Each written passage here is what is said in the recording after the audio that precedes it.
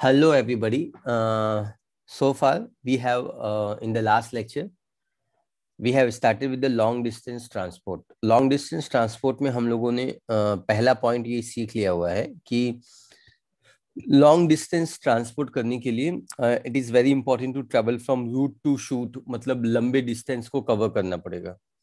और जब कोई लंबे डिस्टेंस को कवर करना चाहता है तो आपको याद रखना होगा कि इसमें आपके साथ ग्रुप ट्रैवल करेगा। आपके लिए प्लेन खाली आपके लिए नहीं चलेगा, ट्रेन खाली आपके लिए नहीं चलेगा, उस ट्रेन में ग्रुप ट्रैवल करेगा। यहाँ पे ग्रुप बोलने का मतलब है वाटर भी ट्रैवल करेगा, मिनरल भी ट्रैवल करेगा और शुगर भी ट्रैवल करेंगे। ये तीन कैटेगरी के लोग होते हैं जो जब हम पानी के ट्रांसपोर्ट में या पानी के ट्रैवलिंग के बारे में बात करते हैं तो ये तीनों चीजें यहाँ पे ट्रांसपोर्ट होती हैं। और इन तीनों के ट्रांसपोर्ट को टुगेदर हम लोग मास फ्लो या बल्क फ्लो सिस्टम बोलते हैं। We call it as a mass flow या बल्क फ्लो सिस्टम, हम इनको बोलते हैं। Yes sir, we call it as a mass flow या बल्क फ्लो, हम सिस्टम इसको बोलते हैं। कैसे अचीव किया जा सकता है? या तो पॉजिटिवली अचीव किया जा सकता है या तो नेगेटिवली। बहुत ही अच्छे तरीके से मैंने ये आपको एग्जांपल दिया था, ये एनसीईआरटी का एग्जांपल है, एनसीईआरटी में ये लिखा हुआ है। अब ये तीसरा पॉइंट हो गया। अब हम मूव ऑन करते हैं अपने फोर्थ पॉइंट की तरफ बच्चों। तो जब हम बात करते हैं कि पानी का एब्जॉर्प्शन, तो how do plant absorb water, ये हमारा सवाल होगा। How do plant absorb water? How do plant absorb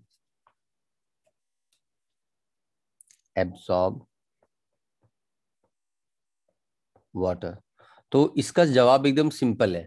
पानी एब्जॉर्ब, प्लांट कोई भी पानी एब्जॉर्ब कैसे करेगा? तो इसका जवाब इतना सिंपल है कि आप सभी को मालूम है कि ये जो प्लांट होता है उसके पास रूट होते हैं, प्लांट रूट। और ये जो प्लांट रूट होता है absorb most of the water.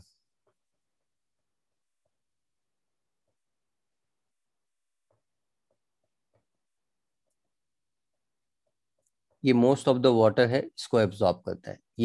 ये प्रायोरिटी पे है, जो आपको समझ में आ जाना चाहिए। ठीक है। अब ये जो जब पानी एब्जॉर्ब होता है with water solutes are also absorb. Solutes are also absorb. Solutes होंगे वो भी एब्जॉर्ब हो जाएंगे। ठीक है, solutes are also going to be absorb. Solute भी यहाँ पे एब्जॉर्ब हो जाएंगे। तो I think this part is clear.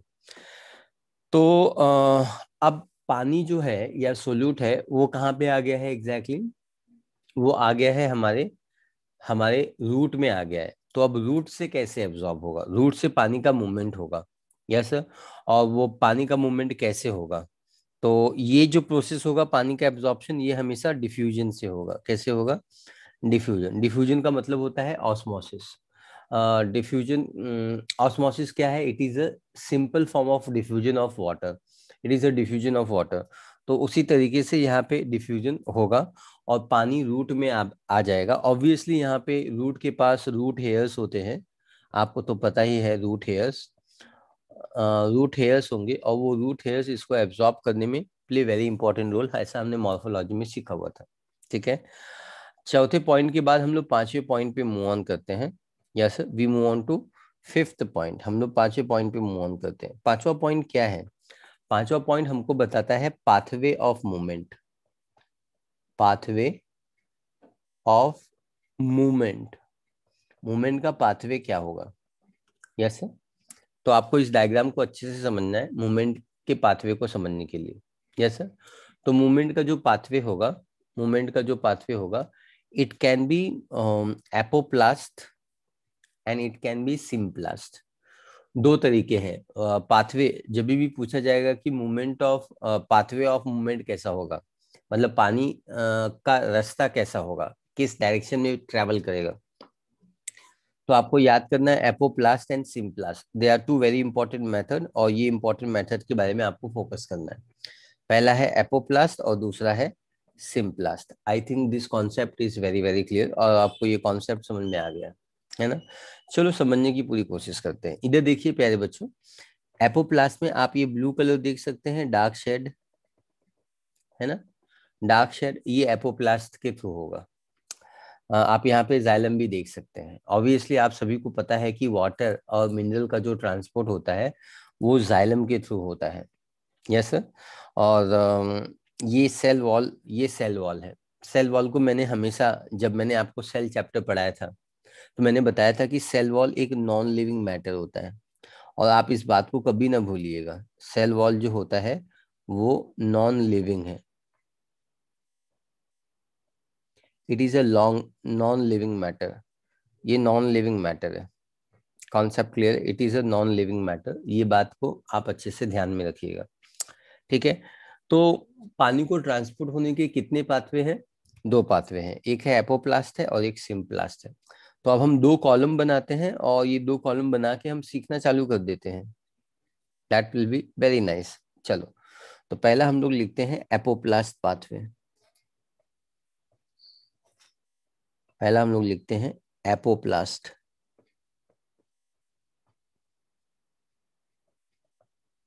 Apoplast pathway. और जो दूसरा हम लोग लिखेंगे वो है सिम्प्लास्ट पाथवे।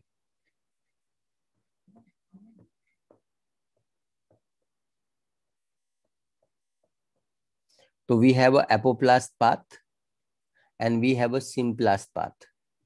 आई थिंक दोनों ही कॉन्सेप्ट आपको समझ में आ गया कि ये दो रास्ते हैं।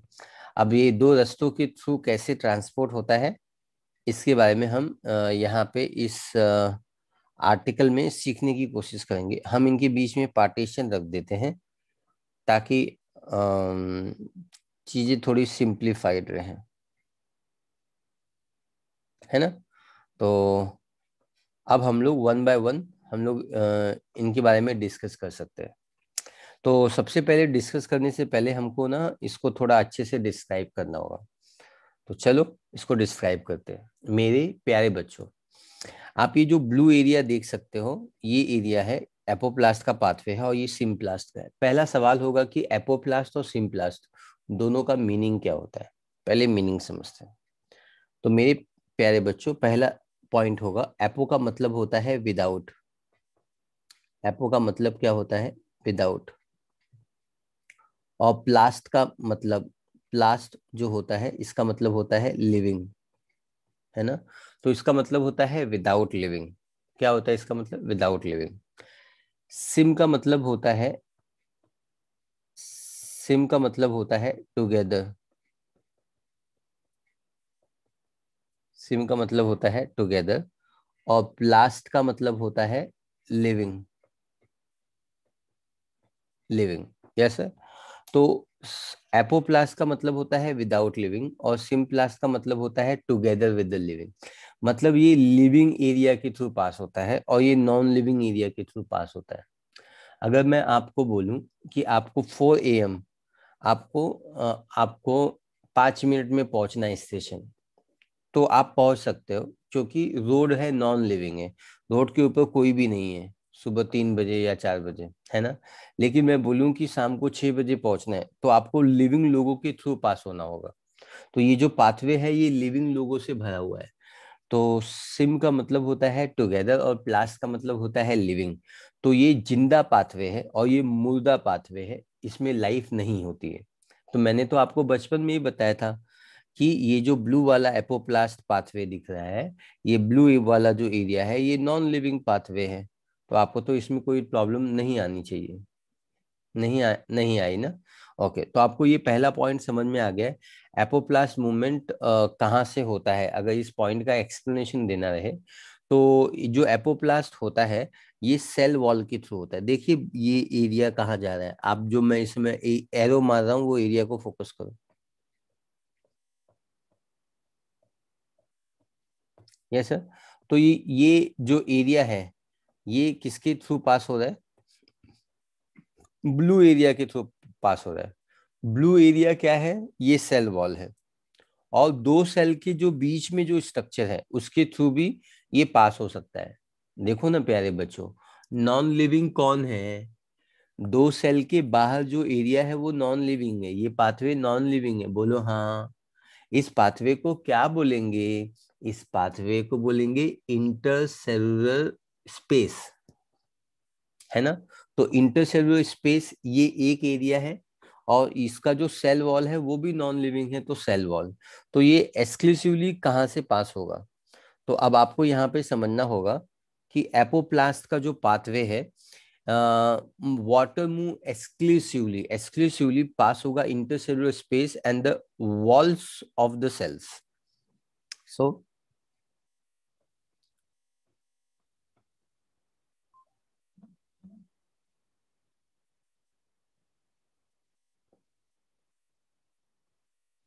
pass water pass to exclusively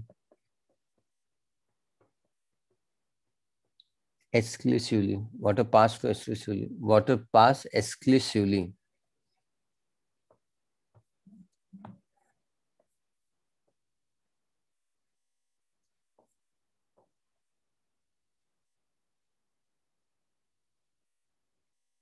water pass exclusively through intercellular space हमको लिखना है।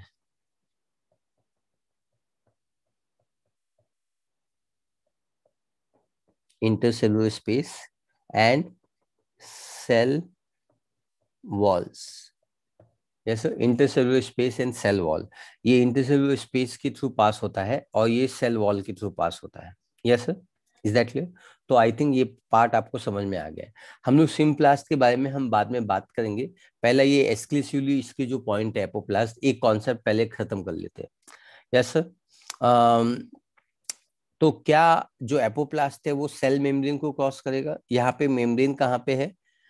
ये जो पिंक कलर दिखाई दे रहा है बच्चों, ये पिंक कलर, ये पिंक कलर है ना, ये जो पिंक कलर दिखाई दे रहा है वो प्लाज्मा मेम्ब्रेन, देखो यहाँ पे लिखा भी हुआ है, ये प्लाज्मा मेम्ब्रेन है। So apoplast do not involve, it do not cross, it can not cross plasma membrane, ये प्लाज्मा मेम्ब्रेन को क्रॉस नहीं कर सकता। तो ये पॉइंट हम लोग लिखते हैं।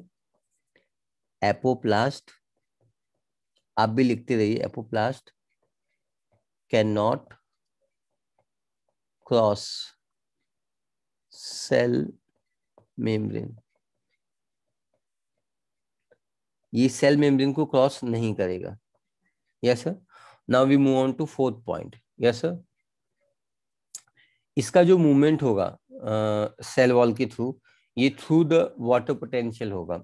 मतलब water will always move from the higher water potential to lower water potential, या हम अलग लैंग्वेज में क्या बोल सकते हैं, water will always move from negative water potential to more negative water potential. समझ में आया आपको? Yes sir. तो हम यहाँ पे लिखते हैं movement dependent upon water potential gradient.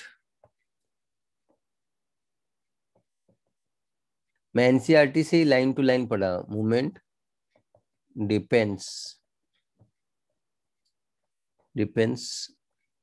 Upon water potential gradient. Water potential gradient पे ये डिपेंडेंट रहता है, मतलब higher water potential to low water potential. Water potential के कॉन्सेप्ट में ये बात मैंने डिस्कस की थी। Yes sir, is that clear? चलो,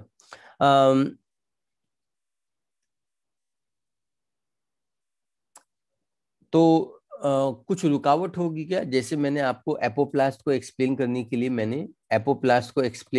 मैंने 4 AM का एग्जांपल दिया था। 4 AM को जब आप किसी रोड से पास हो रहे हो या स्टेशन आप जा रहे हो, तो आपको कोई रुकावट होगी क्या? कोई बैरियर होगी क्या?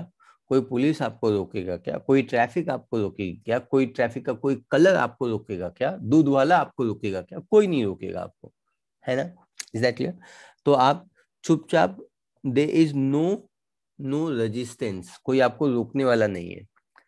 तो मैं ये यहाँ पे लिख देता हूँ, कोई बैरियर नहीं होगा या कोई रेजिस्टेंस नहीं होगा। So in apoplast does not provide any barrier. Apoplast path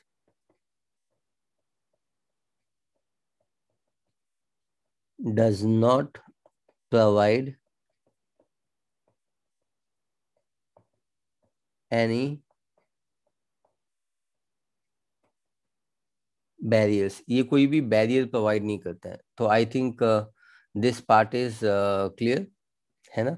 कोई भी बैरियर प्रोवाइड नहीं करता है, कोई भी रुकावट प्रोवाइड नहीं करता है। तो I think this part is very clear. Apoplast path does not provide any barrier. Movement depends upon the water potential gradient. Apoplasts cannot cross cell membrane and the water pass exclusively through the intercellular space and the cell wall, and ये non living होता है। ठीक है, तो क्या आपको ये समझ में आ गया? हमने एपोप्लास्ट पढ़ लिया है। Yes sir, have you understood? क्या आपको समझ में आया apoplast pathway? Hello everybody, just ना अभी हमने एपोप्लास्ट और सिम्प्लास्ट ये दो पाथवे समझ में आया। हम ये कौन से पाथवे हैं? पाथवे का मतलब होता है रास्ता, मतलब किस रास्ते के थ्रू उनका पास होता है। तो एपोप्लास्ट जो होता है वो ब्लू कलर का पाथवे है, और जो सिम्प्लास्ट पाथवे है वो ये पीच कलर का पाथवे है। तो I think this concept is very very clear, जो आपको समझ में आ गया है ना। तो चलो फिर आगे बढ़ते हैं, जिंदगी की राहों में आगे बढ़ते हैं। और नीट आपको पूछेगा कि साइटोप्लाज्मिक जो स्ट्रीमिंग मूवमेंट है, साइटोप्लाज्मिक स्ट्रीमिंग मूवमेंट, ये इसको डेमोन्स्ट्रेट कैसे किया जा सकता है? तो आपकी एनसीईआरटी में लिखा हुआ है, एक प्लांट होता है हाइड्रीला, जिसका नाम है, yes sir, hydrilla. Example hydrilla, NCERT में लिखा हुआ है, कुछ बाहर का नहीं पढ़ा रहा हूँ। हाइड्रीला ये जो प्लांट है ना, इसके जो सेल्स होते हैं वो ट्रांसपेरेंट होते हैं। तो इसमें जो क्लोरोप्लास्ट का जो मूवमेंट होगा ना, वो आप इसको ऑब्जर्व कर सकते हो, इसका फिजिकल डेमोन्स्ट्रेशन कर सकते हो। और वो जो मैंने वीडियो बनाया था ना क्लोरोप्लास्ट का मूवमेंट, जो वीडियो नंबर 4 में था, मैंने वीडियो डाला था ना लास्ट में, क्लोरोप्लास्ट का मूवमेंट, ग्रीन वाला मूवमेंट, वो मूवमेंट, वो जो वीडियो था वो हाइड्रीला का ही था। हाइड्रीला में क्लोरोप्लास्ट का मूवमेंट हम साइटोप्लाज्मिक स्ट्रीमिंग मूवमेंट को हम डेमोन्स्ट्रेट किए थे, तो वो हाइड्रीला ही था। यस सर, तो I think this concept is clear, और ये एनसीईआरटी में लिखा हुआ है, तो एनसीईआरटी में लिखा हुआ है तो again it is very very very important. ठीक है, चलो अब हम फोकस करते हैं इस पर्टिकुलर डायग्राम के ऊपर, है ना। ये डायग्राम के ऊपर फोकस करते हैं, focus on this particular diagram. देखो बच्चों, ये अगर आपका स्टेम है, सॉरी ये आपका रूट है, रूट, ये आपका रूट है ना, ये रूट है, ऐसा रूट निकला हुआ है ना। अब मैं क्या करता हूँ, इस रूट को ना ट्रांसफर सेक्शन लेता हूँ, इसको मैं कट करता हूँ। अगर मैं इस रूट को ऐसे कट किया इधर, तो मुझे ऐसा स्ट्रक्चर दिखाई देता है, ऐसा स्ट्रक्चर। ठीक है, तो जरा देखते हैं हम रूट में कौन कौन से स्ट्रक्चर दिखाई देते हैं। ये जो सबसे बाहर का लेयर है, इसको हम लोग बोलते हैं एपिडर्मिस, ये सबसे नंबर 1 है, ये नंबर 1 है भाई, नंबर 1 है।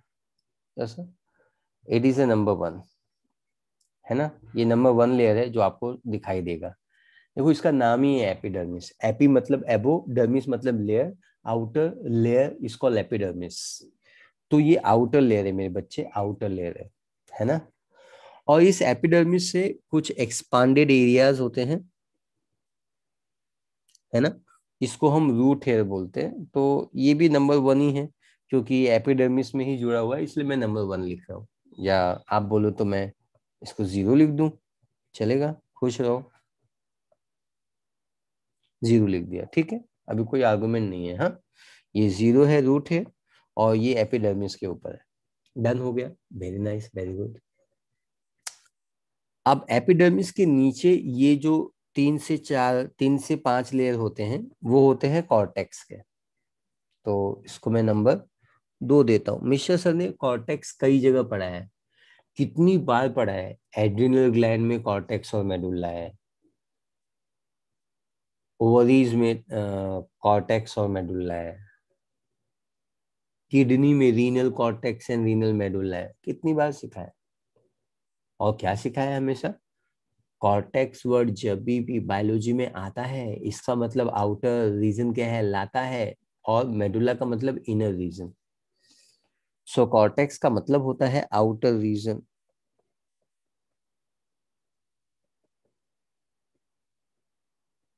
इसका मतलब होता है आउटर रीजन, कैसे, इसका मतलब ही होता है आउटर रीजन। समझ में आया? इसका रीजन, इसका मतलब ही होता है आउटर आउटर रीजन, इसको आउटर रीजन हम बोलते हैं, है ना। और ये अंदर के जो सेल्स होते हैं, ये जो सेल्स होते हैं इसको हम बोलते हैं inner region is nothing but the endodermis, इसको हम एंडोडर्मिस बोलते हैं या अंदर का लेयर बोलते हैं हम लोग, है ना। We call it as endodermis बोलते हैं। अब आप सोच रहे होंगे कि मैं ये पढ़ाई क्यों रहा हूँ, है ना। एंडोडर्मिस में थोड़ी सी मुसीबत आने वाली है, वो मुसीबत को पहले समझने की कोशिश करते हैं, है ना। एंडोडर्मिस तक, ये एंडोडर्मिस देखो यहाँ लिखा हुआ है एकदम क्लियर है। एंडोडर्मिस में आपको ये ऑरेंज कलर दिखाई दे रहे हैं, है ना, आपको ये दिखाई दे रहा है ऑरेंज कलर। यहाँ पे जो सेल्स होते हैं ना, एंडोडर्मिस के जो सेल्स होते हैं ना, एंडोडर्मिस के जो सेल्स होते हैं ना, इसके ऊपर ना कवरिंग होती है ऐसे। इधर देखो, ध्यान से समझने की कोशिश करो, यस सर, एकदम ध्यान से समझने की कोशिश करो, मैं हूं ना साथ में, मैं हूं ना समझाने के लिए। यस सर, इधर देखो, आप ऐसा सपोज कीजिए कि ये एंडोडर्मिस का सेल है, ये एक एंडोडर्मिस का सेल है, ये एंडोडर्मिस का एक सेल है, ये एंडोडर्मिस का एक सेल है, आपको दिखाई दे रहा है ये सेल? बोलो हाँ दिखाई दे रहा है, very good, thank you so much, आपको दिखाई दे रहा है। अब इस एंडोडर्मिस के एक सेल के ऊपर ना कवरिंग है, हर एक सेल के ऊपर कवरिंग है, क्या है? कवरिंग है। सो क्या आप एक कलरफुल रबर बैंड देख सकते हो? ये कलरफुल रबर बैंड आपको दिखाई दे रहा है, ये वाला? Yes sir, can you see this colourful band? है ना, ये आपको दिखाई दे रहा है, कलरफुल बैंड दिखाई दे रहा है ना। तो ये लाइनिंग है ऐसे चारों, जैसे ये कवर्ड है ना ऐसे, तो ये जो सेल्स रहेंगे ना, ये डब्बा है और इसके चारों ओर कवर्ड रहेगा, बाहर से कवर्ड रहेगा। तो ये एरिया अंदर का है ना, इसके लिए अंदर कवर नहीं है। अभी ये बाहर से ही कवर्ड है ना, ये अंदर से पार्टिसिपेट, अंदर, ये अंदर से डिवाइड कर रहा है क्या? नहीं, ये बाहर से ही है ना। कर लो कि नहीं कर लो, समझ में? ओके, ध्यान से सुनो अभी। अब ये जो रबर बैंड है ना, ये स्ट्रिप है लाइन के फॉर्म में, देखो एक लाइन फॉर्म करती है, लाइन फॉर्म करती है ना लाइन के फॉर्म में। Yes sir, good. ये लाइन को किसने ढूंढा? Robert Robert Casparian, Robert Robert Casparian, Robert Casparian, Robert Casparian ने इसको ढूंढा। अमेरिका के साइंटिस्ट थे, यूएस। इन्होंने इस ये जो एंडोडर्मिस है, इसके सेल वॉल के ऊपर कवरिंग है। और वो कवरिंग किसकी हो सकती है, आप मुझे बताओगे क्या? वो ये कवरिंग किसकी है? ये मैंने बायोमोलिक्यूल्स में आपको पढ़ाया हुआ है, पहली बार पढ़ाया हुआ है।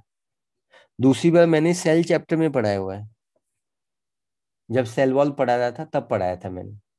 मैंने क्या बोला था?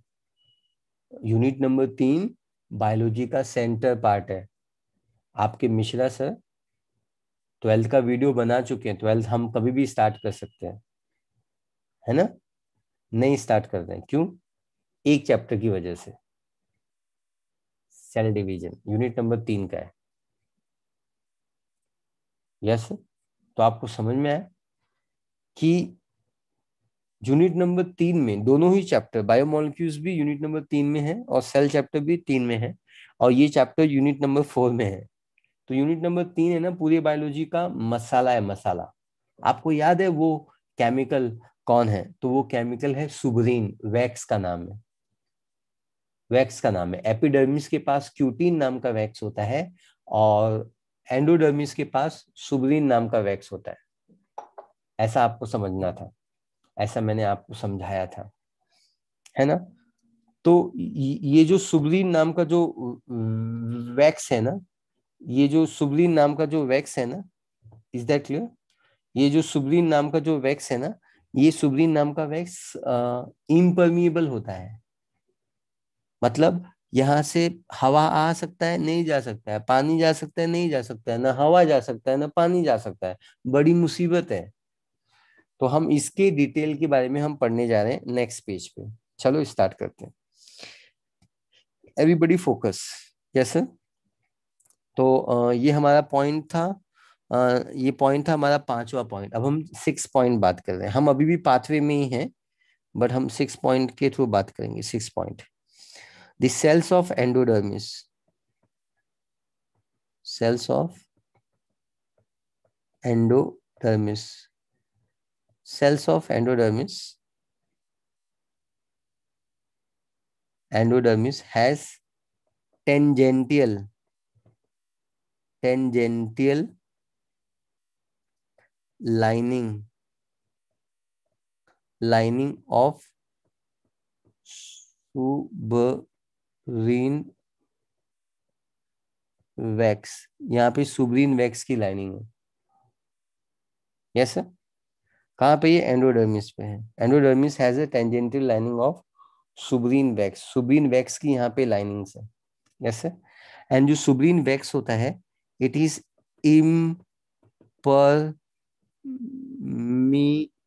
इम्परमीवियस। इम्परमीवियस का मतलब ना हवा को आने देगा ना पानी को आने देगा। देखो, इम्परमीबल हम वर्ड तब यूज करते हैं जब ये खाली पानी को ना आने दे, लेकिन ये हवा को भी नहीं आने देता है, मतलब ऑक्सीजन की भी वाट लगाता है। ऑक्सीजन की वाट तो वैसे भी लगी हुई है। ठीक है, समझ में आ रहा है? तो ये इम्परमीवियस है। Is that clear? Cells of endodermis has a tangential lining of suberin wax, और ये इम्परमीवियस है। Does not allow the movement of water. तो पानी मूवमेंट कैसे होगा, वही तो सवाल है। Yes sir. Does not allow, does not allow movement of water, does not allow the movement of water, है ना? ये पानी की मूवमेंट को अलाउ नहीं करेगा। Yes sir. ये पानी को मूवमेंट को अलाउ नहीं करेगा। Is that clear? पक्का? It does not allow the movement of water, it does not allow the movement of water. ये पानी की मूवमेंट को अलाउ नहीं करेगा। समझ में आया आपको? Does not allow the movement of water. As it does not allow the movement of water, तो what is the significant of suberin? अच्छा, सबसे पहले आप ये समझ लीजिए, this suberin, suberin coating, coating was discovered by, discovered discovered by American scientist, American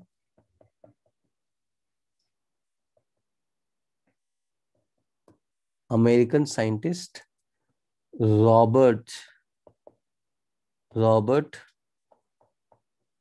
कैस्पेरिन, Robert Casparian ने इसको डिस्कवर किया। And hence named as Casparian strip, Casparian strip. इसलिए हम इसको कैस्पेरियन स्ट्रिप बोलते हैं। समझ में आया आपको? ये सारे पॉइंट समझ में? मैं एक बार रिपीट कर देता हूँ। Cells of endodermis has a tangential lining, ऐसा लाइनिंग है यहाँ पे सुबरीन वैक्स की। ये इम्परमीवियस है, does not allow the movement of water. तो मूवमेंट कैसे होगा, ये डाउट हमारा अभी भी रहेगा, उसके बारे में हम थोड़ी देर में बात करेंगे। Suberin coating has a discovered by American scientist Robert Casparian and hence it is named Casparian strip. Strip का मतलब होता है लाइनिंग। मेरी शर्ट पे लाइनिंग है, देखो, तो ये लाइनिंग है ना? ओके। अब पहले हम लोग बात करेंगे कि परमपिता परमेश्वर है सबसे महान। परमपिता परमेश्वर ने ये सुब्रीन एंडोडर्मिस में दिया ही क्यों? क्या जरूरत थी देने की? पहला सवाल ये है। और अगर दे दिया तो वो पानी का मूवमेंट अब कैसे अलाउ करेगा, है ना? तो 6 के बाद 7 पॉइंट पे सबसे पहले हम लोग डिस्कस करते हैं how the movement will be allowed. 7 point नहीं, what is the significant of endodermis? आप कुछ सोच के बता सकते हो क्या सिग्निफिकेंट होगा?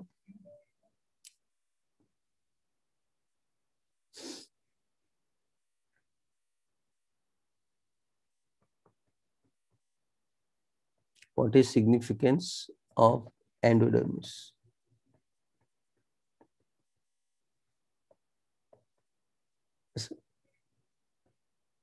कोई गैस किया? नहीं किया। Okay, what will be the significant of endodermis, ये मेरा सवाल है, मैं बताने जा रहा हूँ। देखो बच्चों, आपको इस डायग्राम की तरफ आना पड़ेगा। देखो, परमपिता परमेश्वर बहुत महान है। उन्होंने क्या बोला कि भैया ये रूट है। कौन है ये? रूट है। ये रूट है ना? ये रूट है। तो अगर रूट है तो यहाँ पे सॉइल रहेगा, यहाँ पे टॉक्सिक रहेगा, यहाँ पे बैक्टीरिया रहेगा, वायरस वायरस वायरस रहेगा, बैक्टीरिया रहेगा, पैथोजन रहेंगे, टॉक्सिक रहेंगे। तो क्या वो पानी के रास्ते, जिस रास्ते से पानी आ रहा है उस रास्ते से वो आ सकते हैं? है ना? हमारे देश में अगर हमको टेररिज्म फैलाना है, अगर अगर दूसरे कंट्री को हमारे देश में टेररिज्म फैलाना है, तो उसको आना होगा ना इधर। पाकिस्तान पाकिस्तान में रह के इंडिया में टेररिज्म नहीं फैला सकता ना। उसको कुछ लोगों को अंदर भेजना पड़ेगा ना। तो अंदर लोग कैसे आएंगे? वैसे ही आएंगे जैसे इंडिया के लोग बाहर से अंदर आते हैं, है ना? जैसे मैं यूएस गया था, तो मैं यूएस से फ्लाइट से ही आया ना। कोई लंदन जाता है ना? तो वो फ्लाइट से ही आएंगे वो लोग भी, या कुछ बॉर्डर क्रॉस करके आएंगे। Yes sir. तो इसी रास्ते के थ्रू बैक्टीरिया वायरस भी आ सकता है ना? तो वो आ जाएगा तो प्लांट को बीमारी फैला देगा। फैला देगा कि नहीं? क्योंकि अंदर देखो जाइलम है। जाइलम में अगर कोई भी बैक्टीरिया आ गया तो कहीं पे भी जा सकता है, पत्ते में जा सकता है, स्टेम में जा सकता है, किसी भी ब्रांच में जा सकता है, फल में जा सकता है, लीफ में जा सकता है। बोलो जा सकता है कि नहीं जा सकता है? जा सकता है। क्या पढ़ाते हो? तो परमपिता परमेश्वर ने कहा, परमपिता परमेश्वर ने बताया कि आपको ये थिकनिंग दिख रही है, मोटी लाइन दिख रही है, मोटी लाइन दिख रही है आपको? परमपिता परमेश्वर ने बोला कि हम किसी को नहीं आने देंगे। अगर कोई भी टॉक्सिक केमिकल है तो हम उसको यहाँ पे चेक करेंगे, मतलब अंदर नहीं आने देंगे। तो ये एक चेक पॉइंट है। क्या है? चेक पॉइंट है। ऐसा है ना? बैरियर है, रुकावट है, ये आगे आने नहीं देगा।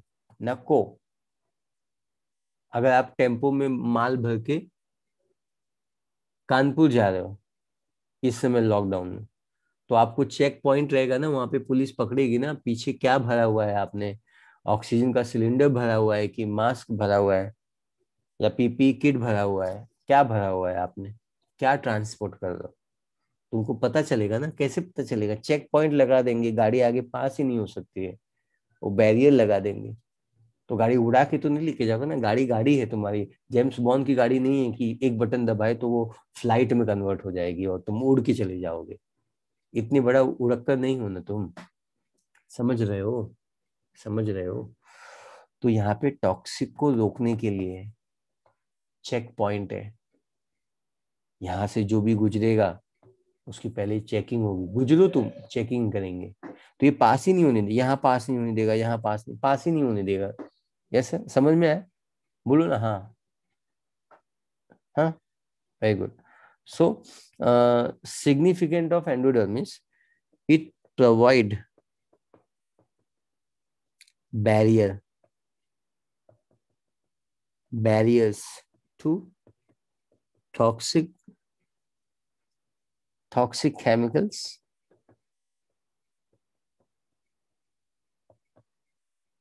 pathogens,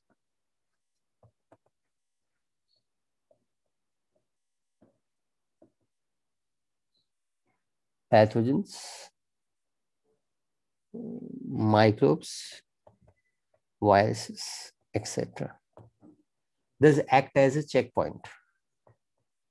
Does act as checkpoint. ये चेक पॉइंट की तरह बिहेव करता है। कर कि नहीं करना, समझ में आप? ये चेक पॉइंट की तरह बिहेव करता है। समझ में आया आपको? है ना?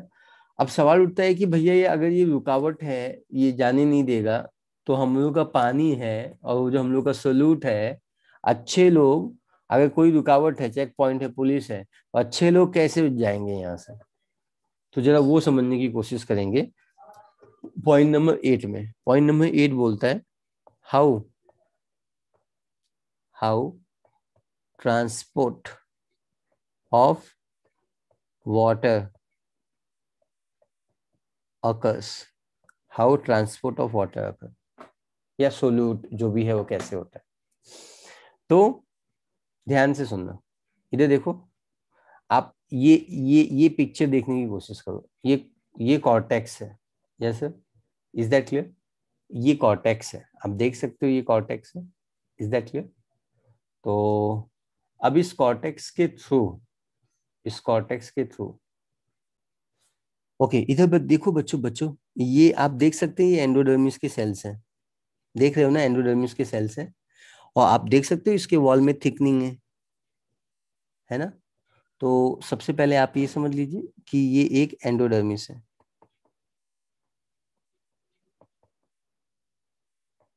नंबर 1 चीज। और इसके वॉल पे जो थिकनिंग है, ये जो रेड कलर में दिखाई दे रही है, वो जो थिकनिंग है, उस थिकनिंग को हम लोग बोलते हैं सुबरीन, सुबरीन। और इसी को हम लोग कैस्पेरियन, कैस्पेरियन स्ट्रिप, स्ट्रिप बोलते हैं, कैस्पेरियन स्ट्रिप बोलते हैं। ठीक है। अब यहाँ पे ये जो दो सेल दिखाई दे रहा है आपको, जिस पे मैं फोकस करूँ, एक ये सेल और एक ये सेल, दिखाई दे रहा है आपको ये दो सेल, है ना?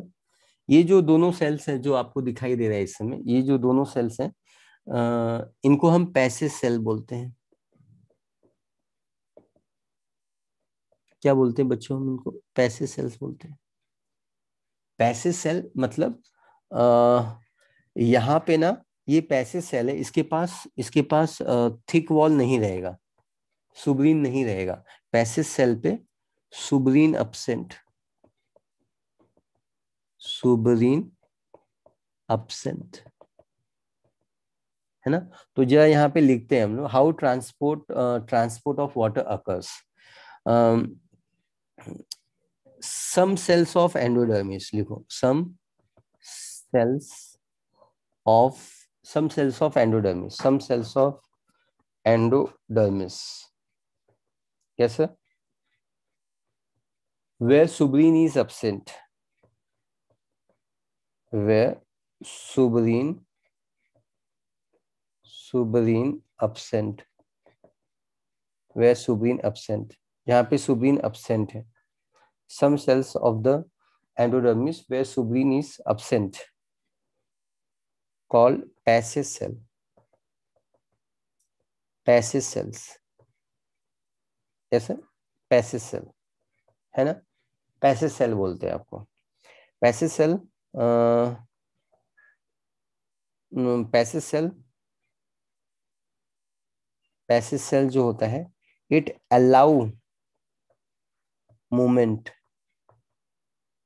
Movement of water and solute, ये वाटर सोल्यूट का मूवमेंट अलाउ करता है, यस सर, वाटर और उसका मूवमेंट अलाउ करता है ना? सो एवरीबॉडी, आपको समझ में आया? वाटर सोल्यूट पैसिव सेल के थ्रू पास हो सकता है। पैसिव सेल यहाँ पे ऑसम बॉसम इंपॉर्टेंट सेल है, पैसिव सेल यहाँ पे सबसे इंपॉर्टेंट सेल्स मैंने आपको पढ़ाया, आपको समझ में आया? अब हर क्लास में कुछ इंटेलिजेंट बच्चे होते हैं, आप लोगों में से कुछ हैं जो मुझे दिखाई दे रहा है। और इंटेलिजेंट बच्चा ये टॉपिक पढ़ाते वक्त क्या सोचता है मालूम है? आप लोगों में से कुछ लोग सोच रहे होंगे कि जब पैसे सेल्स के थ्रू वाटर सोल्यूट आ सकता है, तो टॉक्सिक और बैक्टीरिया वायरस भी तो आ सकते हैं सर, तो प्रोटेक्शन कहाँ मिला? प्रोटेक्शन कहाँ मिला? ऐसा बच्चे सवाल पूछते हैं, आर्गुमेंट करते हैं। कुछ बुद्धिमान बच्चे रहते हैं, हर क्लास में रहते हैं, यहाँ पे भी हैं। और वो बुद्धिमान बच्चे इस समय ये सवाल सोच रहे थे, सोच रहे थे कि नहीं सोच रहे थे? सच्ची बताओ, कितने लोग सोच रहे थे जब मैं ये बता रहा था? तो इसका भी जवाब है मेरे पास। इसका भी जवाब है मेरे पास। और कौन सोच रहा था? इसका जवाब है मेरे पास। जवाब ये है, देखिए, ये आपका बंगला है, बंगला, है ना। अगर आपका ये बंगला है, तो अगर ये गेट है, अगर आप आओगे तो अंदर आओगे, आप जाओगे तो बाहर जाओगे, चोर अंदर आएगा तो यहाँ से आएगा, चोर बाहर जाएगा तो यहाँ से जाएगा। यहाँ पे ना लंबी सी वॉल है, दीवार, इतना, ये एरिया में दीवार है, ये आप फान नहीं सकते, क्रॉस नहीं कर सकते, दीवार बहुत बड़ी हो, हाइटेड है। इसके लिए आपको डायनासोर बनना पड़ेगा, चोर को, है ना। तो सुरक्षा कहाँ पे है? सुरक्षा यहाँ पे है ज्यादा, या सुरक्षा ऐसा है कि बंगला है लेकिन उस पे बॉर्डर नहीं बनाया है, यहाँ से भी आ सकते हो, यहाँ से भी आ सकते हो, यहाँ से भी आ सकते हो, यहाँ से भी आ सकते हो। सुरक्षा कहाँ ज्यादा है? पहले केस में सुरक्षा ज्यादा है कि दूसरे केस में सुरक्षा ज्यादा है? हर बच्चा यही बोलेगा कि पहले केस में सुरक्षा ज्यादा है। अरे तो वही तो बोल रहा हूं मैं, कि ये पूरा है सुबरीन, लेकिन यहाँ पे सुबरीन नहीं है, यहाँ पे सुबरीन नहीं है, यहाँ पे सुबरीन नहीं है। तो पानी यहाँ के थ्रू आ जा सकता है, पानी यहाँ के थ्रू, अब यहाँ पे रुकावट है, तो थोड़ा तो टॉक्सिक और वायरस बैक्टीरिया कम होगा, नहीं आएगा। थोड़ी सुरक्षा मिलेगी कि नहीं मिलेगी? 80% सुरक्षा मिलेगी कि नहीं मिलेगी? आज आज जितने भी डॉक्टर कोविड पेशेंट को हैंडल करते हैं, वो N95 मास्क लगाते हैं।